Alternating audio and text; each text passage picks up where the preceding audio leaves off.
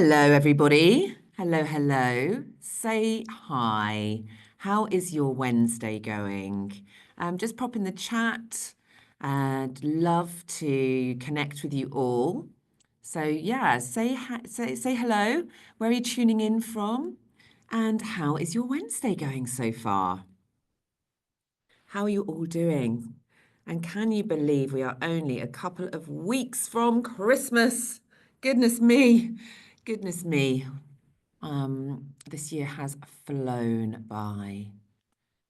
So please do pop in the chat. How are you doing? Where are you tuning in from? Great to have so many of you online already. And we'll just give it a couple of minutes while people join from their lunch. If you are in London. Hi, Samantha. Hi, Sunny. Hi, Tamara. I'm hoping Portugal's a little bit more sunny and warm than it is here. It's been pouring down in London this morning, absolutely pouring down. Great to see everybody. I've had a really busy week, but a really good week. I was fortunate enough to be invited to deliver a workshop yesterday at the end of the day for Hi Bob, which was brilliant fun and seemed to really hit the nail on the head. So I was delighted to have been there, and then dashed over this morning to our HR People and Talent event over at Freeth, the law firm. Busy day of recruitment today. So my goodness me, I've had a busy week so far this week, but a really enjoyable one. I wonder how your week's going. Helena, looking for a new role is a full-time job. There's no two ways about it. That's so true. It's full on, that's for sure. That is for sure. Ah, so good to see. So good to see you all. So good to see you all. Coffee's not quite hitting the mark. I have actually got a coffee because straight after my talk last night, I had a dinner. So I definitely needed the coffee today, that's for sure. I'm looking forward to talking about habit. And we did think about this webinar. Should we do it in end of November? Because so often I think we all wait, don't we, and pause and just think, right, whatever's going on for me, I'm going to tackle it in the new year. But actually, little micro changes as you head into December might be really supportive. It's a really full on time. Everyone tends to be tired and needing that little bit of extra support. And so taking this time out, this lunchtime, if you're in the UK, just to give yourself a little space and a period of reflection. For those of you that know me, and I know lots of names on this call already, you will know that I'm also an executive coach. I have 6 different coaching accreditations. And one of the things that I studied for a year was to become a habit change coach. Because for anyone here that has an ingrained habit, they're really hard to change because they get fixed in our basal ganglia. And if our, what fires together, wires together. And what happens is our brain loves a shortcut. So we can so often find ourselves trapped in these behaviors because they're easy, they're automatic, and of course, our brain loves anything where it saves energy and time. And if it finds something that works 3 or 4 times, so quickly do we head back to that behavior without any conscious awareness.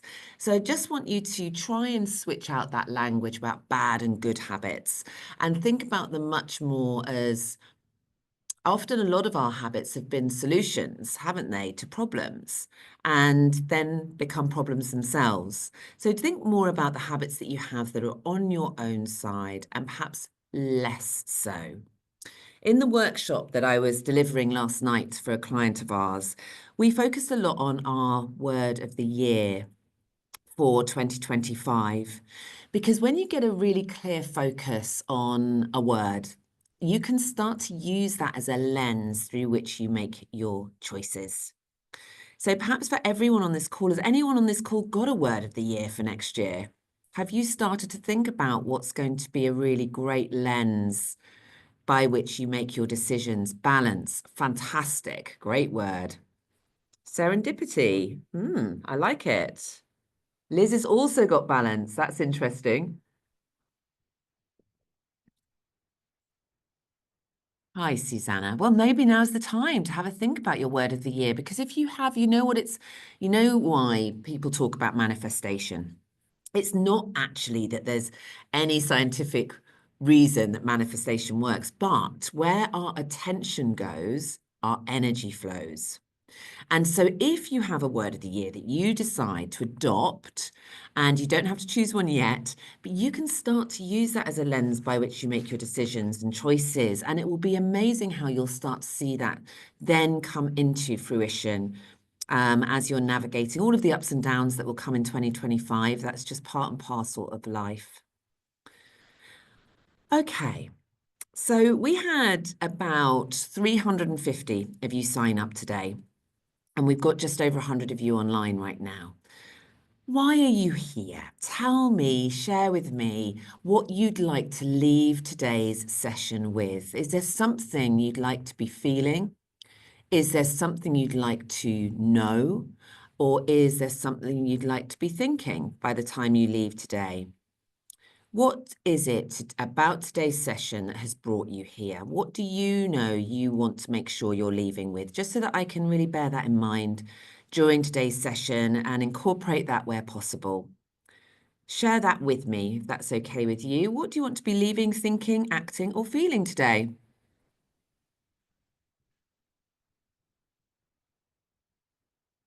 So lots of you looking for some more awareness, some focus, and understanding that change is possible. Let me tell you, I am living, breathing proof of that. Change is absolutely possible. Focus. Yeah. How to create habit that actually lasts. Yes. And you are going to have to excuse me today. I have one of those coughs and runny noses that just will not move on. I've had it for about 3 weeks now. It's so unlike me. I am never, ever, ever ill. Ever. So I've just got learning to live with it until it passes. Okay, so follow through, how to embed new habits. Okay. All right. Okay, well, should we get going? I think there's some really great takeaways that you're looking for, and I hope very much that we're going to cover all of that. All right. Well, this is a little bit about me, who I am, and a little bit about the journey that I've been on to really develop my understanding of why we think the way we think, why we do the things we do, and how to help change the way we think, act, and feel infinitely for the better so that you can have the success that you're looking for, whatever that means to you. And it will look different to every single one of you. We're going to be recording today. No one can see you, but do interact as much as possible. You are welcome to ask questions as we run through today's session. I'd love to know for you, if you think about some of the ways that you might be feeling, if your habits were on your own side, what would that look like? I know for me, a decade ago, when I started out my business, I had just left a marriage. I was a single mother and an 18-month-old. I'd just left a partnership in a big recruitment company. And I set up CNC Search and then latterly CNC Academy. When I did that, my imposter syndrome, my inner critic, my self-doubt was so acute that I used lots of habits to squash those feelings. And the habits that I would use would be shopping too much. It might be staying up too late watching, binge watching a TV program. I definitely at times would use food, wine, and all of those different solutions to my feelings worked for a short period, but then they really got in my own way. And they actually just made those voices louder. They just made those voices louder. And Pippa, if you're on the call, would you mind logging me out of Cloud Call if that's possible? We have a very noisy We have a very noisy phone system here. So I absolutely gave energy to those voices. So my inner critic got louder, my imposter syndrome got louder, that really strong sense that my hypervigilance got greater. And I just didn't feel authentically myself because I felt that I had these habitual patterns that were creating a solution to my feelings that actually were amplifying those feelings. Does anybody resonate with that? Does anybody resonate with that? And for me, it was only when I got sick and tired of being sick and tired did I decide to do something different. And what I absolutely know is what I'm going to share with you today has worked for hundreds of individuals I've coached and has worked absolutely with the organizations that I've helped support training around habit and behavioral change. So one thing I absolutely know is that change is possible. But what we tend to do when we're approaching change, and share with me if this resonates with you as well, is we tend to punish ourselves into changing. We think about what we shouldn't do, what we ought not to be doing. We tell ourselves off about it. We get stuck in this almost like a shame spiral. And then we wonder why it's so difficult for new habits to be ingrained. I absolutely can tell each and every one of you that's on this call, or if you're listening to the recording, that if beating ourselves up worked, A, we'd all feel fabulous about ourselves, but also habit change would be easy.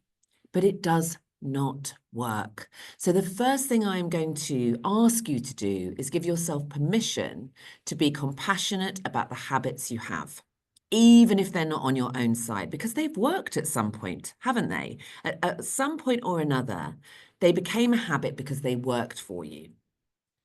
But now you're aware of perhaps when they're not working so well for you, we can start to really focus, a bit like we were doing at the beginning of the session, looking at our word for the year. We can then really start to focus on what matters to us, what's going to make us feel good, what that's going to feel like if we play the movie forward and we imagine repeating those patterns. We can start to visualize a new way of thinking, acting, and feeling with habits that are on our own side, that come from a place of positive visualization. There's a reason why high-performing sports people, why lots of chief executives of really successful businesses, founders, use visualization. Because basically it starts to enable and empower our brains and the way our neural pathways work. It starts to open our thinking up to the possibility of change. And if we can start to see it and to feel it, my goodness, we can start to create it. Because we are what we repeatedly do. In any given moment, our life is usually the sum of all of our habitual behaviors. But each and every one of you has been capable of change. And it's one of the most, I think, fantastic aspects of being human is that we can pick one thought over another. And in doing so, we can start to think in a way that gets us on our own side, because that is the starting point. When I surveyed, when we surveyed a couple of years ago now, hundreds of individuals around habits, what we noticed first of all is just how hard on ourselves we are when we think we are doing something that we determine as bad, negative, and actually it almost reinforces the behavior. Why is that? Well, we tend to act out on our feelings, don't we? So a lot of the habits that we have are driven by a feeling, usually a feeling we don't want. And they're a way of squashing those feelings, because as human beings, we don't love sitting with how we're thinking. We want to get rid of those challenging emotions. And of course, we have all these emotions because they're great data points. So if we can welcome in the bigger feelings and get curious about them, of course, instantaneously we change our relationship with that feeling because we're looking at it as data, as it's telling us something. But because we have such limited feelings literacy, and because we're not taught how to work with anger, or when we're feeling disconnected, or when that inner critic is popping up, because we're not taught those skills, what happens is we develop habits that help us to manage those bigger feelings, the ones that we find difficult. And the other thing that came up was that basically so many times when we start to try and build in new habits that are on our inside, when we perhaps don't follow through for a couple of days, we suddenly decide, oh, to hell with it. It's just going to be this way. This is just how it is. I'm never going to be able to change. So my first invitation for you all is to reframe your relationship with commitment. We're going to talk a lot about compassion today, because compassion is one of the grounding principles for being able to change. Firstly, compassion for the habits you have, that recognition that they've worked at some point, even though they might not be working now. And then secondly, much more compassion around your relationship with commitment. You are human, which means we are inherently imperfect. It also means that when we try something new, we are not going to get it right all the time. It takes time to practice new behaviors. And it's not perfect. And you'll read all sorts of things. It takes 21 days or 63 days. These are studies that don't really have any particular foundation. We know that if you can change your relationship with commitment, so you can have some elasticity around it, and just notice, okay, yesterday I didn't do the thing that I hoped I was going to do, but that's okay. I'm human. I can do it today instead. But instead we get hard on ourselves. We punish ourselves. We get frustrated with ourselves. And then lo and behold, what happens is we revert back to the behavior that created a solution to that feeling before, and then get even more frustrated with ourselves. Is that people recognizing what I'm saying? Is that just pop in the chat? Because when I'm not with you in the room, I love to know that this is feeling, that this is landing, this is resonating. Or if it's not, tell me, share with me, let me know. All right. So this is how habits are created. And when you know this, I can help you to start tripping over your new habits. All right. Has anybody ever been in this scenario? Okay, so for me, what used to happen was that it wouldn't matter what day of the week it was. It might have been a Wednesday, could have been a Thursday, could have been a Friday. I mean, I do still work very, very hard, but I'd often put in incredibly long hours. And then by about 6 o'clock on a Thursday, I would be feeling exhausted, stressed out, certainly on the way to burnout. And I would start with the chocolate. And from the chocolate, I'd then start with the wine. And that would become my routine.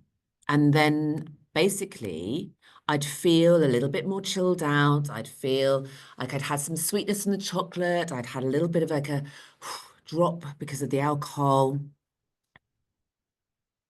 And so it went on. And then every time I felt stressed, chocolate, wine, chocolate, wine. It was also making me feel tired, sluggish, the sugar content not great, sort of giving me those real sort of sugar drops, energy drops afterwards, not sleeping so well.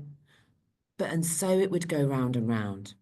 What I have learned is when I want to switch out one behavior for another, is I need to trip over it. What does this mean? Okay, so if I wanted to shift my cue, what would I do? Okay, so what I realized was, and this was a long time ago now, I wanted to shift out my stress cue for chocolate and wine. I wanted to shift it out for movement. But I knew it was going to be tough because I've studied habit change. I know it's tough to change our basal ganglia. It's sort of deep rooted.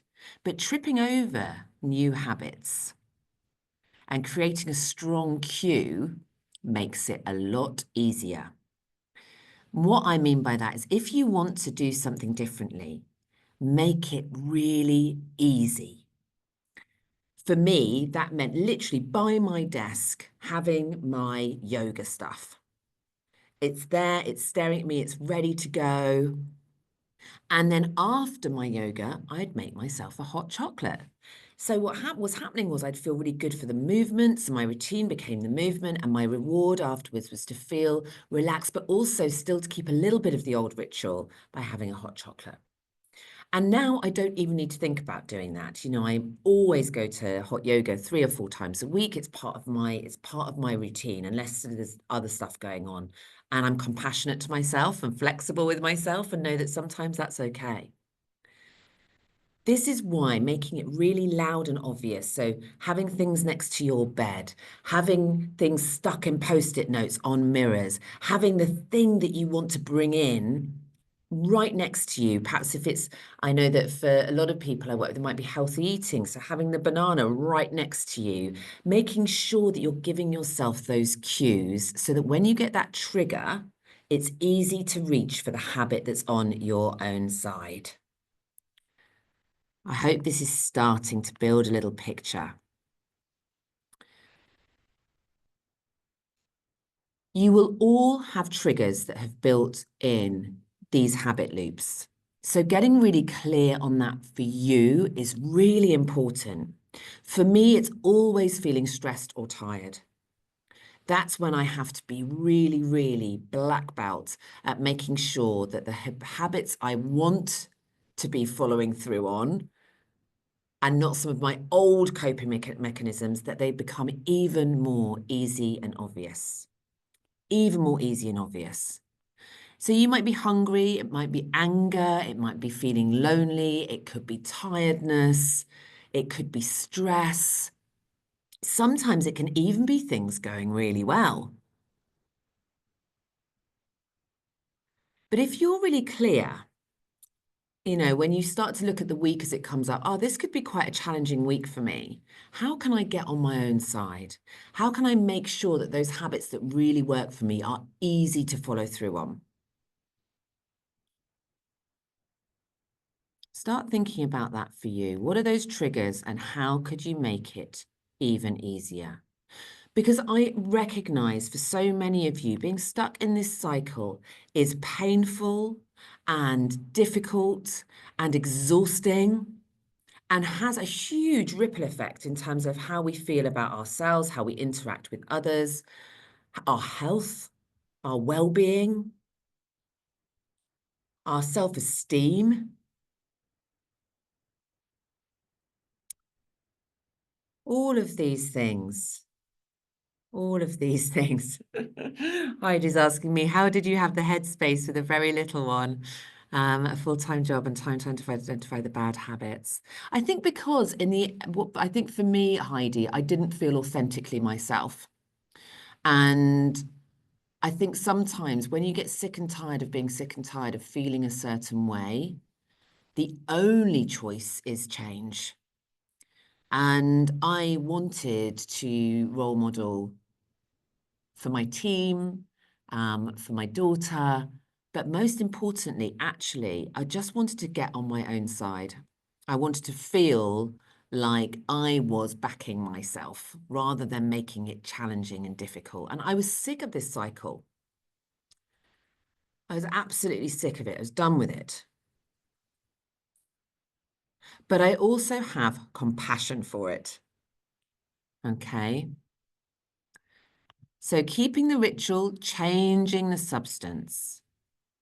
And I wanted to share with you, you can take a picture of this. I wanted to share with you a few questions that you could ask yourself right now. And this is a really good place to start. And this, I promise you, will take you no more than 5 minutes. No more. Ask yourself, where am I stuck right now? What is bothering me? What's that sort of constant conversation I'm having in my head? Like, why do I keep doing this? Why do I keep feeling like this? And what's contributing to that? What are the little things you're doing every day that contributes to that? I absolutely know in the morning, if I do not reach for my glass of water, and I try and do a couple of minutes of breath work in the morning, but if I don't do that and I go straight into my emails, I can actually feel my cortisol course through my body. I'll then get stuck in starting to reply to emails. I'll then be in a rush and a race to get out the door. And my whole day is changed by one decision, not reaching for that glass of water, so that I can hydrate, so that I can pause, and so that I can be intentional in my day, how I want to show up, how I want the day to be. So sometimes it's as simple as a glass of water. And that is what sets me up for success or not when I don't follow through with it. So getting really clear on a few specific details about the life you want to live, what that feels like, and what are some tiny little micro habits, micro shifts that are going to help you to get on your own side. Remembering that the reason why come January the 2nd, when everyone sets their intentions, they're often so big, so audacious, we're setting ourselves up to fail. And so the loop starts again. It's all in the small shifts. It's all there. That's where the opportunity for change really sits, I think.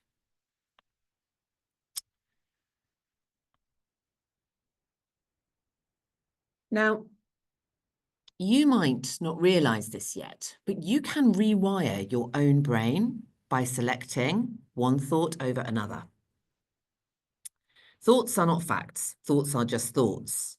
But our brains don't always know that or recognize that. One of the ways that you can help start to believe that change is possible is to choose that thought. I believe change is possible for me. Or, what if change is possible for me?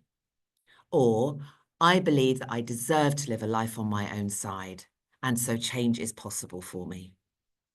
This is why, if you buy into them, mantras work. They work because they start to rewire our brain's autopilot.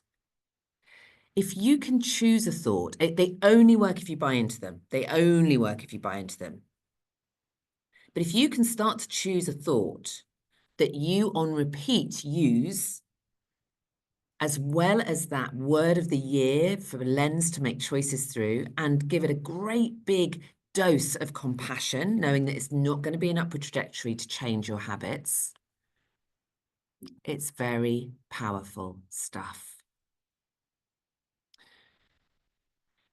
We know that there is often a gap, isn't there? Almost like a bridge between the life we live and the life we know is possible for us.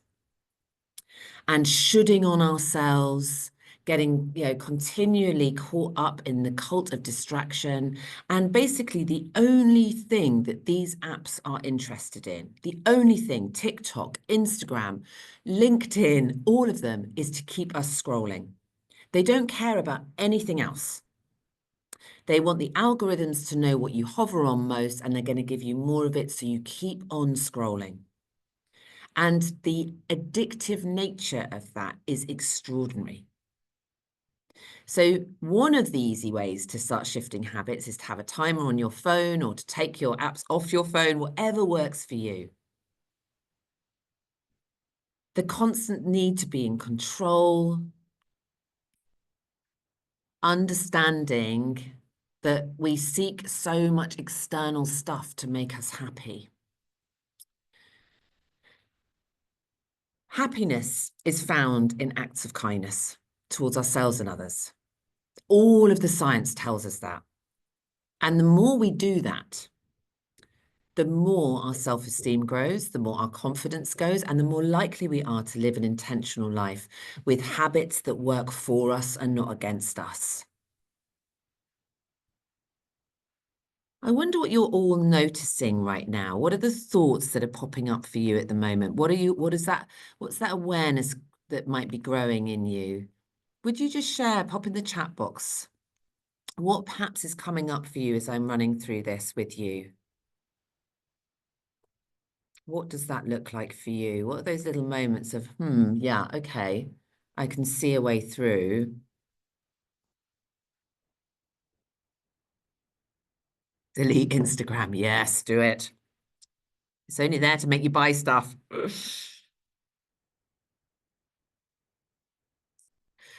When you start to bring in this congruence between your behaviors and your intention,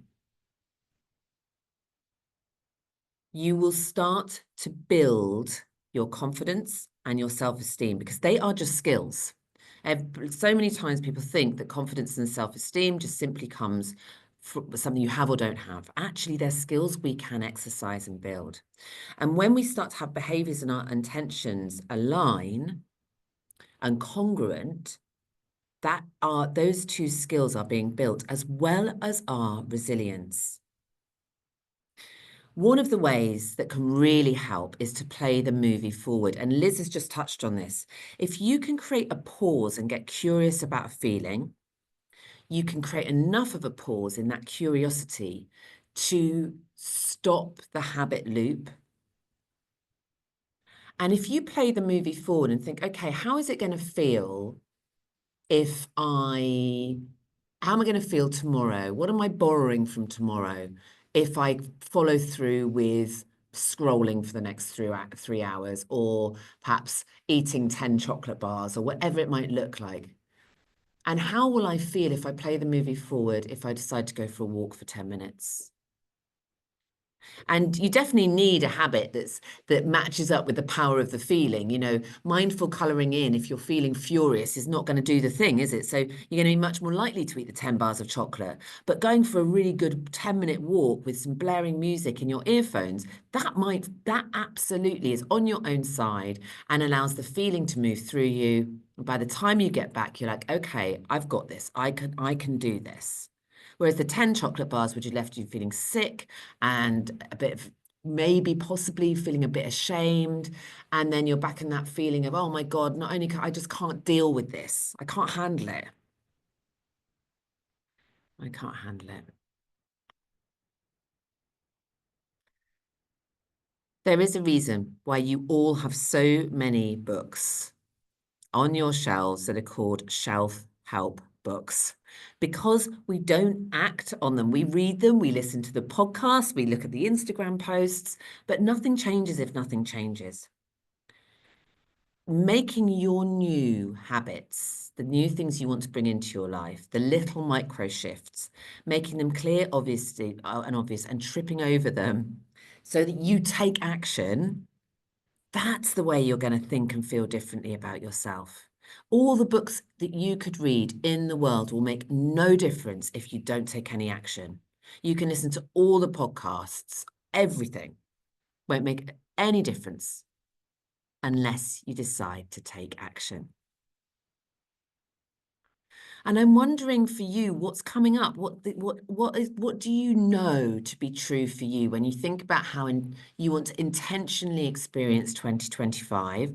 And by the way, absolutely acknowledging that 2025 is going to come with challenges. It's going to come with stresses. It's going to come with difficulties. That's just how life is. Life isn't going to stop lifing because you create new habits. And when life does life, that's when we need even stronger intentionality around the behaviors that we want to incorporate into our world to really help us get on our own side.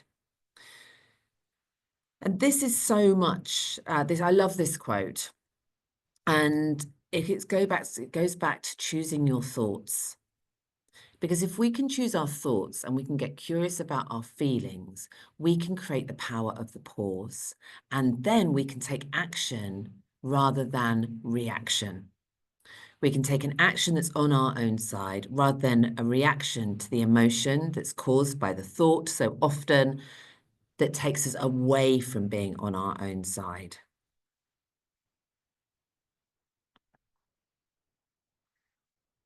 I have a habit audit for all of you, and you can take a picture of the habit audit with your phone. And having a habit audit is a really great way to reinforce new behaviors. And having a little weekly reflection or a monthly reflection or a daily check-in, whatever works for you, so you can track the impact of your habits and keep them on track.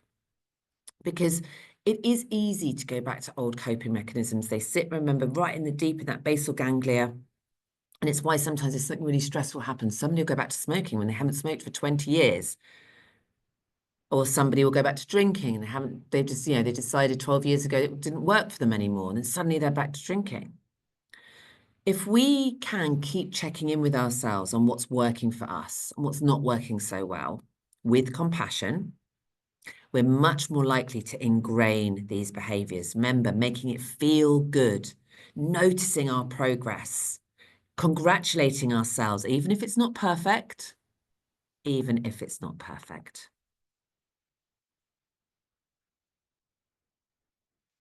So it's helping us, and I'm really sorry if you can hear the phone. It's helping us to get on our own side. Have a look at your diary for next week. Do you have your non-negotiables diarized? The things that matter to you most, are they in your diary, clear and visible?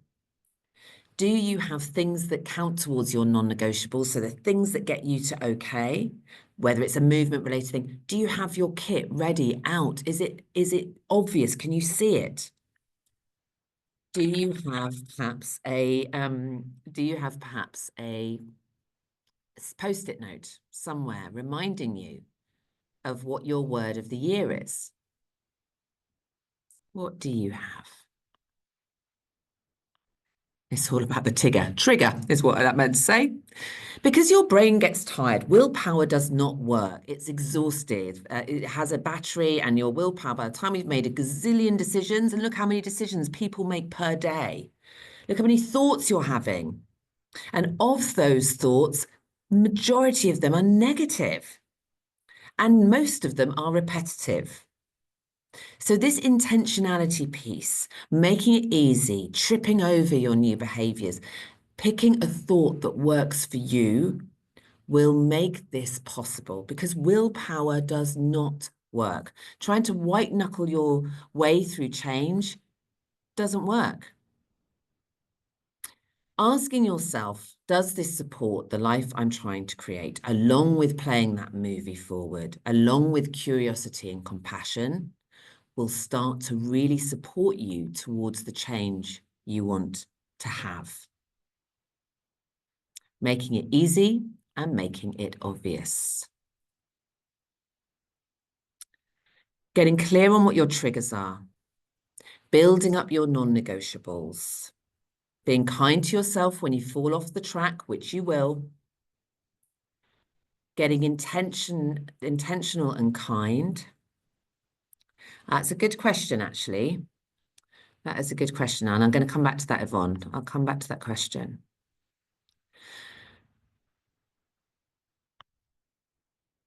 So somebody's asked, how do we respond positively regardless of the external environment? What I've learned is I can create my experience even when I cannot control my environment.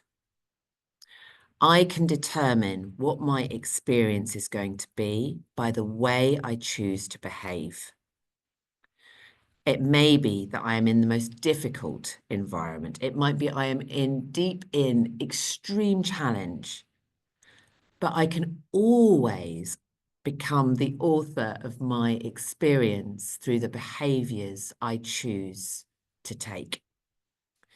How you feel, how you think, not a choice. How I behave, always a choice. And if we are what we repeatedly do, those behaviors start to create an experience that is on my own side. There are mindfulness activities that we know help to change and improve habits. Focusing on the positives helps us to change habits. Keeping rituals, but changing the substance so that it's a more positive one that works for you helps change habits. Breathing, deep breathing, slowing down, curiosity helps to calm our stress response, making it much more likely for us to choose behaviors that are on our own side. Exercise is extraordinarily powerful for helping to create habit change, as is sleep, as is sleep. Hard, isn't it, when you're tired? But you've got to get committed. We've talked about this. We touched on it earlier. The nothing changes if nothing changes. So you've got to get deeply committed. You've really got to get clear on why this matters to you. What's your big why? What's it going to mean if you follow through? How do you visualize that? But it takes commitment.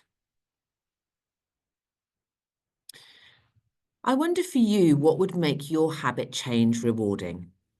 For me, I've had little things in the past where if I follow through on something, I'll book myself a massage at the end of the month, or I'll treat myself to something I've had my eye on, and I will make sure that I sort of mark it in some way, so that again, I'm letting my brain know that this feels good, this feels great, this is working for us. I wonder for you, what is a way that you could make your habit change rewarding? Pop in the chat box for me. What are things you could do to make your habit change rewarding? And it doesn't have to cost money at all. But I wonder what would work for you, because we're all so different, aren't we? How can we get that reward center of our brain really tuned in and connected with this new habit? What would work for you? Just pop in the chat for me. Have you thought about anything?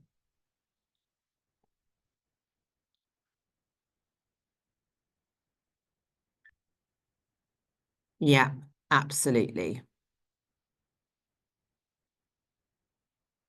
So reading, massage, habit tracker. Yeah, absolutely. Nice walk. Yeah, finding ways to really notice your progress and to make sure that this helps, that reward center of the brain be really tuned in. There are keystone habits, foundational habits that we understand are, if they're in place, we are much more likely to build other habits around them that work for us. These are some of them. Water, so staying hydrated, that glass of water in the morning, absolutely transformational. Movement, rituals, planning, meditating, music, enough sleep, gratitude, and optimism. These are the foundational habits. What are ones on here that you could bring in that would work well for you? That would work well for you.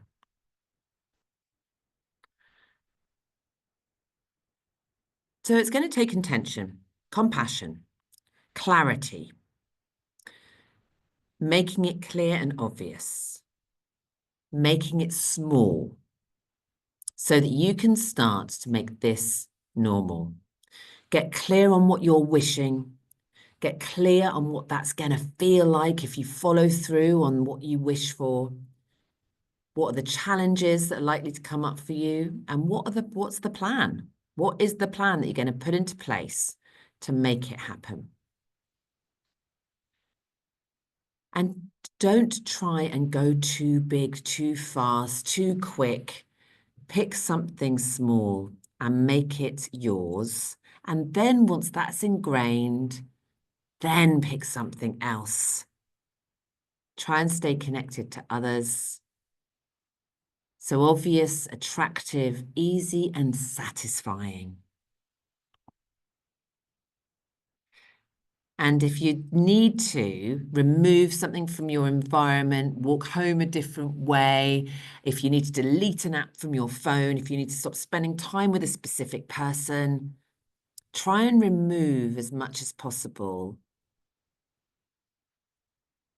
the opportunity for the old habit that's not serving you anymore not to be easy, not so that you're tripping up over it. And it's not always 100% possible, but in most circumstances, we can definitely do a couple of things around those old habit loops that no longer serve us to make it easy.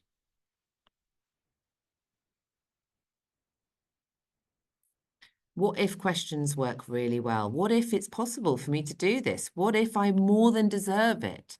What if it's absolutely possible for me to go on a compassionate journey to success that's not going to look like a straight upward line, that's going to have lots of wiggly bits, it's not going to be perfect, but I can still do it. I can still work with imperfect. And knowing that every choice you're making when you get curious about your feelings is going to take you towards or away from your goal. How you want to feel about your life, how you want to think, how you want to act. Build your scaffolding. How can you reward what it is you're doing? How can you track that progress? And is there a group? We know that we are much more likely to successfully change what we're doing if we're part of a group that's looking to do the same thing, and that we stay connected to others. I am thrilled you've spent some time with me today. I always want to try and give free workshops and webinars wherever possible. And of course, we would welcome you to come and work with us. There are 3 different ways that you can do that. We have an incredible team of 20 exceptional business support and HR people and talent recruiters.